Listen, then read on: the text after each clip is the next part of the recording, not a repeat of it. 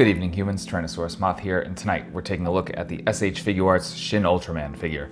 As of the recording of this review, the movie is still not out, however it is still slated to come out in 2021, so we'll see if and when that happens. But regardless, we have this figure to kind of take a closer look at the redesign, which is pretty sweet. So let's do this.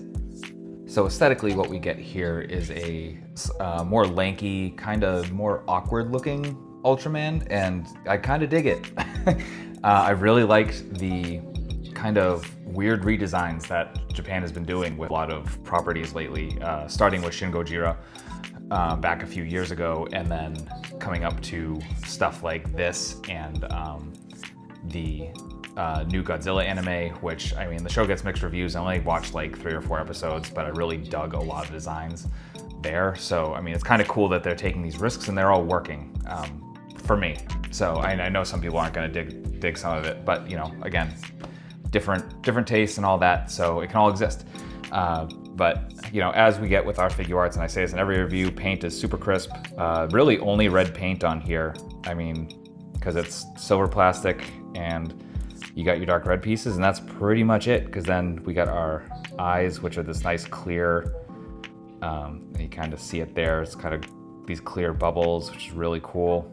The head also is a little bit more elongated than the traditional design. Apparently, this design takes a lot of elements that were from concepts before Ultraman even came out, like as a series back in the 60s. So really cool to kind of taking it back there. It doesn't have, you know, this design gets rid of the color timer.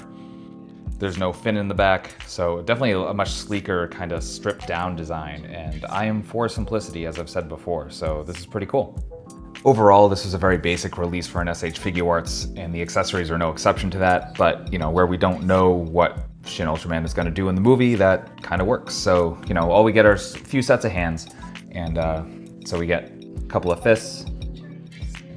Zoom in there. Not going to zoom. There we go. So fists. All of these are in that basic silver.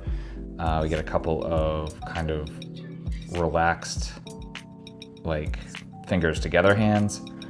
Then we get some chopping / beam hands.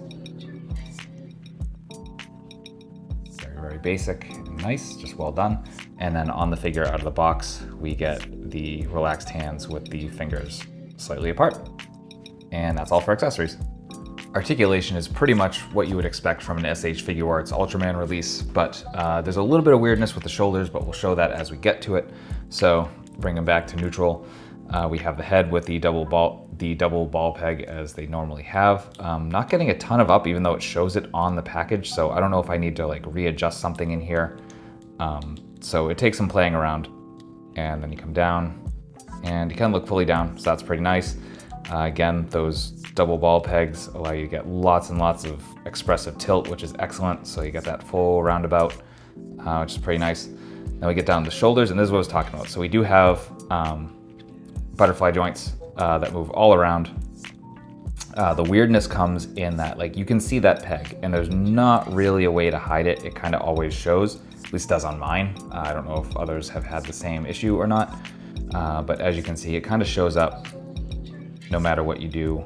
We kind of hide it there, and then poses where you're kind of crossing the arms, it goes away, but you know, you are going to see it. So do note, no bicep swivel, because you can kind of get that a little bit in the elbow, and you are gonna, because that joint is so exposed, you're really getting a full bunch of movement. So it's a give and take, but your elbows are double jointed, so you're coming up to here. You have that SH Figuarts ball joint in the hand, so that can go all around pretty much anywhere you want, which is always fantastic. You have your ball joint in the diaphragm, so you're coming around there.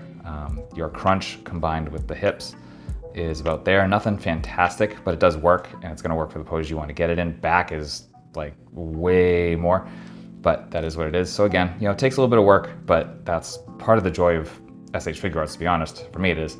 Come down to the hips and coming out.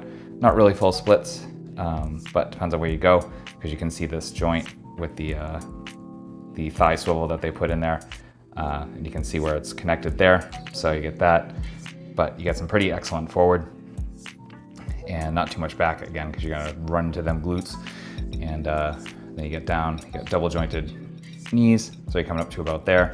Your feet are also on ball pegs. You're gonna get some okay point, some okay forward.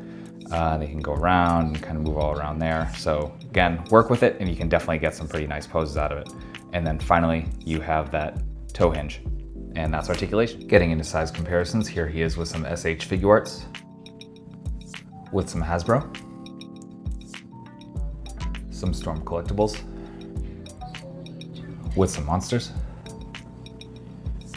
Finally, with an Articulated Icons Oni and yours truly in human form as an Articulated Icons Ninja. So my final thoughts on Shin Ultraman is that this is another really solid release from SH Figuarts and a really nice kind of peek into what Shin Ultraman is going to be, at least character design wise.